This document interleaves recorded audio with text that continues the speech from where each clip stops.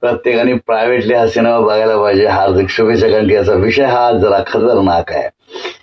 गोष्ट प्रेमापासून सुरू होते. प्रेम सगळेच करतात आणि प्रेम केल्यानंतर लग्नात त्यांचं रूपांतर होतं आणि रूपांतर झाल्यानंतर लग्न झाल्यानंतर लग्नाचे 4 दिवस गोड जातात आणि त्यानंतर होते अबोल. का रे अबोला, का रे दुरावा, अपराध माझा. तर दुरावा येतो, अबोला होतो आणि ह्या सगळ्याचा जो परिणाम आहे तो त्या दोघांवर होतो आणि मग काय बघायलाच नको. पार्टनर सिनेमा जर तुम्ही पाहिला असेल तर पार्टनर सिनेमामध्ये जसा गोविंदा सलमान खानला मदत करत असतो, तसाच ह्या चित्रपटामध्ये दोघांचे मित्रमैत्रिणी मदत करत असतात आणि त्यांचे जे काय एक्सपिरियन्सेस किंवा ते जे काही त्यांना आयडियाज देतात ह्या खूप छान आहेत आणि ते बघण्यासारखे. असे मित्र आपल्या भोवती असायला हवेत आणि तसा हा सिनेमा बघायला जर गेला तर तुम्हाला एंटरटेन करतो. पण सगळ्यात महत्त्वाची गोष्ट म्हणजे हा सिनेमा जो आहे हा खूप लॅविश बनलेला आहे.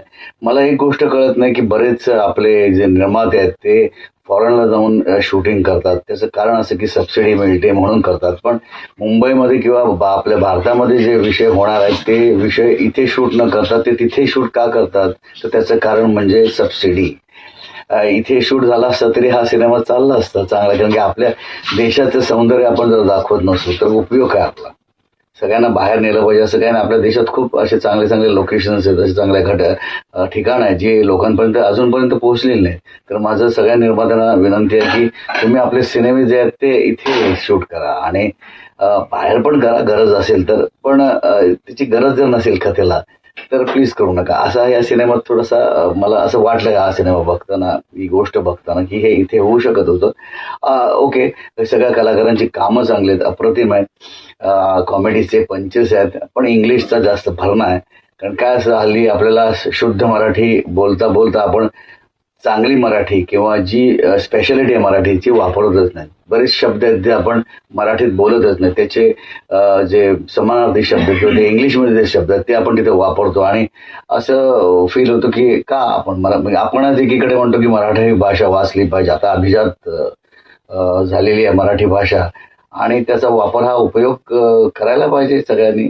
आपण मराठी सिनेमे बनवतो तर मराठी सिनेमे मराठीसारखे सिनेमे बनले पाहिजेत. इंग्लिशचा फ्लेवर असला तर हरकत नाही पण शक्यतो आपण प्रयत्न केला पाहिजे असं मला वाटतं. तर हा सिनेमा हार्दिक सिनेमा वन टाइम वॉच आहे. पुष्कर जोग हा आपल्याला स्वतःला एस्टॅब्लिश करण्याचा खूप प्रयत्न करतो.